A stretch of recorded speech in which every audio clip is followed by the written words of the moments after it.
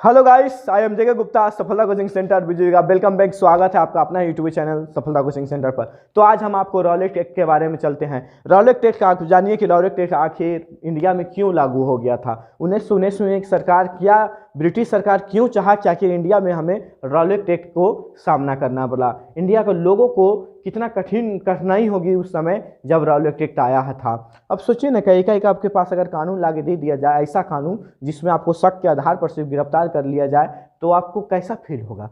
सोचिए 1919 में क्या था, यह कैसा कानून था। तो चलिए हम थोड़ा जानने का प्रयास करते हैं, थोड़ा इसके पीछे बैकग्राउंड थोड़ा जानते हैं। बैकग्राउंड थोड़ा जानना जरूरी है। देखिए 1919 के रॉलेट एक्ट यह ऐसा ही पारित नहीं हुआ। 1918 में आपको बताए थे कि प्रथम विश्व युद्ध हुआ था 1914 से 1918। तो 1918 में प्रथम विश्व युद्ध का क्या हुआ था, पूरा संपन्न हो गया था। तो जब संपन्न हुआ प्रथम विश्व युद्ध, तो उसमें भारत का लोग जो थे, भारत का सैनिक जो थे, भारत का जो नौजवान थे, किधर था जी, मित्र राष्ट्र की ओर से था। तो मित्र राष्ट्र किधर, उसमें बहुत सारे देश भी थे, आपको ट्रिक भी बताए थे और आपको मुंजवानी भी, मतलब ट्रिक तोड़ने के लिए तरीका भी बताए थे किस टाइप से आप। तो उसमें क्या था, इंडिया जो था किधर था, इंग्लैंड की ओर था, यानी ब्रिटिश की ओर था। तो ब्रिटिश वाला ने वादा किया था इंडिया वाला से कि ठीक है, अगर हम यह युद्ध जीत जाएंगे तो आपको आज़ाद कर देंगे। लेकिन ऐसा तो होता नहीं है। आप बताइए, अगर आप किसी को वचन दे दीजिएगा कि ठीक है, तुम हमको सिर्फ इस युद्ध में जिता दो, हम तुमको आज़ाद कर देंगे, लेकिन ऐसा नहीं होता है। तो अब इंडिया में क्या होता है, जगह जगह क्या होता है, हड़तालें स्टार्ट हो जाता है, जगह जगह आंदोलन करना स्टार्ट हो जाता है, तोड़ फोड़ सरकारी भवनों का स्टार्ट हो जाता है। तो उसी, ध्यान से समझिएगा गाइस, उसी आंदोलन को दबाने के लिए एक रॉलेट एक्ट चला था। बस यही इसका कहानी है।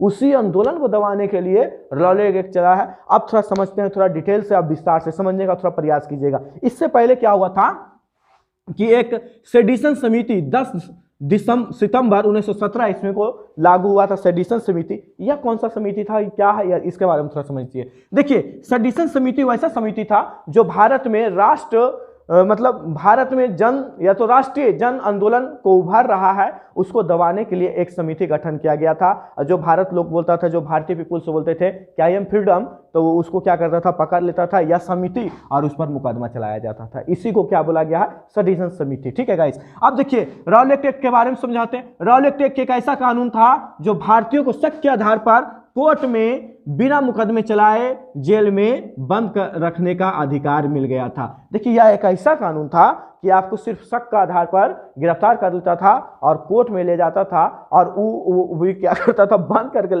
देता था। वो भी कितने सालों तक, 2 साल तक। जी हाँ, 2 साल तक आपको बंद करके रखा जाता था। यह एक ऐसा कानून था, सिर्फ शक के आधार पर। दूसरा पॉइंट है इसमें कि इस कानून की वास्तविकता यह थी कि ब्रिटिश सरकार द्वारा भारत में उभर रहे राष्ट्रीय आंदोलन के कुचलने के उद्देश्य से 1919 ईस्वी में इसे पारित किया गया। सही है। तो देखिए क्या बताए थे, दूसरा में आपको है इसमें कि देखिए यह जो है राष्ट्रीय आंदोलन को कुचलने का उद्देश्य सिर्फ बनाया गया था, कि राष्ट्रीय आंदोलन कुचलने का बताए थे कि इसमें आपको क्या हुआ कि बहुत सारे राज्य ऐसे राज्य थे जो अपने आप को स्वतंत्र घोषित कर दिए थे, और बहुत सारे राज्यों में हमेशा क्या हुआ कि तोड़ फोड़ करने लगा।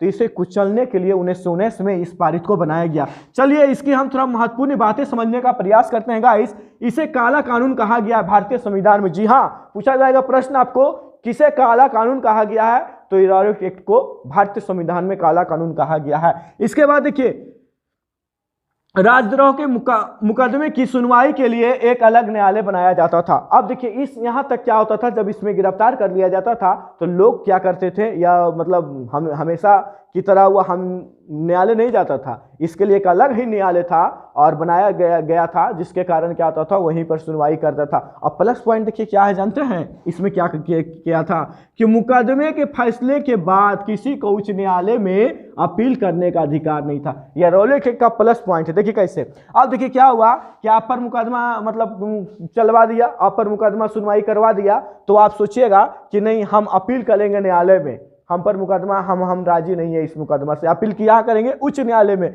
लेकिन यह भी आपको करने का अधिकार नहीं था। राजद्रोह के मुताबिक में जजों को बिना पूरी तरह की सहायता से सुनवाई करने का भी अधिकार नहीं था। अब यहाँ पर क्या हुआ कि आपका जज भी मतलब बात सुनने को तैयार नहीं था इस एक्ट के तहत। सोचिए कितना भारी, मतलब कितना इंडियन को उस समय, इंडियन पीपुल्स को कितना मतलब दर्द वो सहा होगा किस टाइप से यह मतलब यह एक्ट को पारित किया होगा, सोचने वाली बात है। अब यहाँ पर क्या है कि आप जज के पास जाइएगा, आपका जज अभी जज के पास जाइए आप कि हमको सुनवाई करना है या हमें कुछ अपील करना है, तो जज क्या कहेगा, हम इस मैटर पर बात नहीं करेंगे, जाओ तुम। तो कैसा उस समय लगता होगा, सोचिए इंडियन पीपुल्स को। तो उस समय भी क्या था कि जज ने क्या किया, यह सुनवाई को मतलब बोला कि हम नहीं कर सकते हैं। क्यों नहीं कर सकते हैं? क्योंकि नो दलील, नो वकील,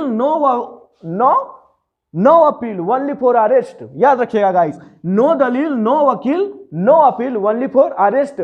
इस एक्ट का नियम था, ठीक है। सिर्फ अरेस्ट, कोई दलील नहीं कर सकता है, कोई वकील नहीं है, नो अपील, ठीक है। यह किसकी अध्यक्षता में हुई थी? तो सर सिडनी रॉरेक्ट, सर सिडनी रॉरेक्ट की अध्यक्षता में हुई। 1 नंबर का क्वेश्चन है, पूछा जाएगा रॉरेक्ट किसकी अध्यक्षता में हुई? तो सर सिडनी रॉरेक्ट के अध्यक्षता में हुई थी। चलिए अब विरोध कैसे हुआ इसका यह समझिए, यह समझने का प्रयास करते हैं। देखिए अंग्रेज सरकार ने 1918 ईस्वी में रॉरेक्ट की अध्यक्षता में एक समिति का गठन किया था। जी हाँ, एवं इस समिति को भारत में क्रांतिकारी आंदोलन को रोकने के लिए, कुचलने के लिए इस तरह के कानून बनाए जाएं, क्योंकि देश में कानून का अपर्याप्त है। ध्यान से समझिएगा गाइस। देखिए अब यह क्या हुआ कि 1918 में रॉरेक्ट एक्ट की अध्यक्षता में एक गठन किया गया, जो आपको बताए हैं, तो यह क्या हुआ कि इस समिति में भारत के राजनीतिक यानी क्रांतिकारी आंदोलनों को रोकने के या कुचलने के लिए एक अपर्याप्त रूप से एक कानून बनाया गया, जिसे रॉरेक्ट एक्ट के नाम से जानते हैं। इस काले कानून के विरोध में महात्मा गांधी जी ने, देखिए महात्मा गांधी जी ने कब उठाए? महात्मा गांधी जी ने 24 फरवरी 1919 ईस्वी को सत्याग्रह का आयोजन किया। इसी आंदोलन में 24 फरवरी 1919 ईस्वी को उन्होंने क्या किया? सत्याग्रह का आरंभ किया। इसमें महात्मा गांधी जेल भी गए थे। जेल वहां मुंबई में इन्होंने पकड़ा गए थे, क्योंकि मुंबई से आरंभ किए थे, तो मुंबई से पकड़ा के उनको दिल्ली लाकर छोड़ दिया गया था। किनको? महात्मा गांधी को, ठीक है। और यही तक नहीं, जब इस मतलब यह एक्ट पारित हुआ तो उस समय केंद्रीय मंत्रिमंडल में कुछ लोग थे बैठल। अब देखिए यहाँ पर मजरूल हक, मदन मोहन मालवीय और मोहम्मद अली जिन्ना ने क्या कर दिए? केंद्रीय मंत्री थे इन लोग, ठीक है, इस्तीफा दे दिए। बोला हमको यह एक्ट नहीं चाहिए, अगर एक्ट आप वापस लेते हैं तो ठीक है, नहीं तो हम क्या करते हैं? इस्तीफा दे दिए। तो महात्मा गांधी के साथ सहयोगी कौन थे? मजरूल हक, मदन मोहन मालवीय, मोहम्मद अली जिन्ना, इनके एक तरह का सहयोगी थे। और इन लोग क्या कर दिए?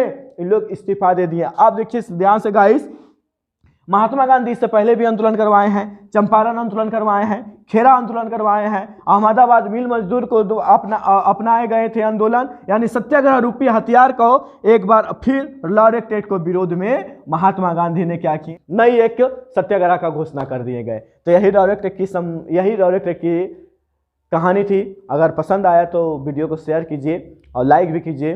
धन्यवाद। मिलते हैं अगला बार, जलियांवाला बाग, इसके बाद में आपको बताते हैं।